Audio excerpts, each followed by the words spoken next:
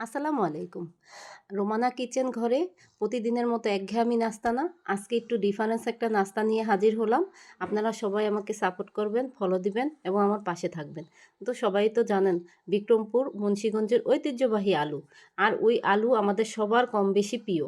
তো ওই আলুটাকে আমি একটু অন্যরকমভাবে সকালে রুটি ভাজি খেতে খেতে একঘেয়েমি হয়ে যায়। তো আজকে ভাবলাম যে আলুটাকে দিয়েই কিছু একটা করি।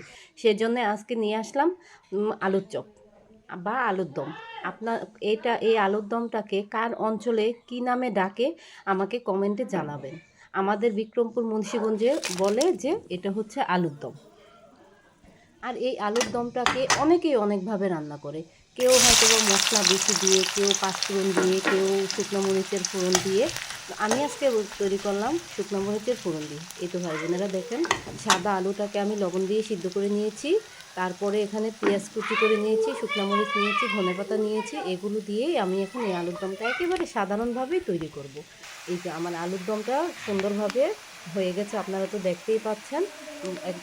একেবারে অল্প হিটে দিয়ে আমি আলুটাকে খুব সুন্দর করে সিদ্ধ করে নিয়েছি। তারপরে এখানে আমি শুকনো মরিচটা ভেজে নিলাম, আমার পাত্রতে উঠিয়ে রাখছি। এখানে আমি পেঁয়াজটা খুব সুন্দর করে বেরেস্তা করে নিব। আর এই বেরেস্তা থেকে কিছু পরিমাণ বেরেস্তা আমি পাত্রতে উঠিয়ে রাখছি। আর এখানে এই বেরেস্তাটার মধ্যে আমি আলুটা দিয়ে দিলাম। এখন এই আলুটাকে খুব সুন্দর করে নাড়াচাড়া দিয়ে তারপর আমি ঢাকনা দিয়ে ঢেকে দেবো।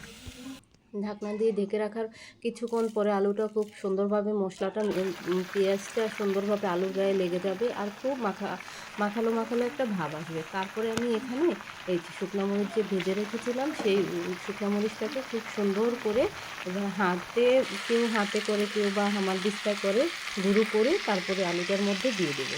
এটা আমি দেখতেই পাচ্ছেন ভাই বোনেরা, খুব সুন্দর করে আলুটার মধ্যে দিয়ে দিচ্ছি। এখানে আমি ধনেপাতা কুচিগুলো দিয়ে দিলাম।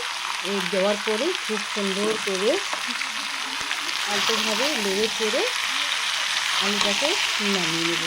এই তো দেখেন, আপনারা তো দেখতেই পাচ্ছেন আমি ভাই বোনেরা, আমি একা হাতে ভিডিও করে একা হাতে সামলাই, তো এই জন্য একটু আপনারা মনে কিছু করবেন না। এই তো দেখেন ভাই বোনেরা, আমার আলুটা হয়ে গেছে। এই তো আমার আলুটার ফাইনাল লুক। আমি নতুন, আমাকে সবাই সাপোর্ট করবেন, পাশে থাকবেন। খোদা হাফেজ।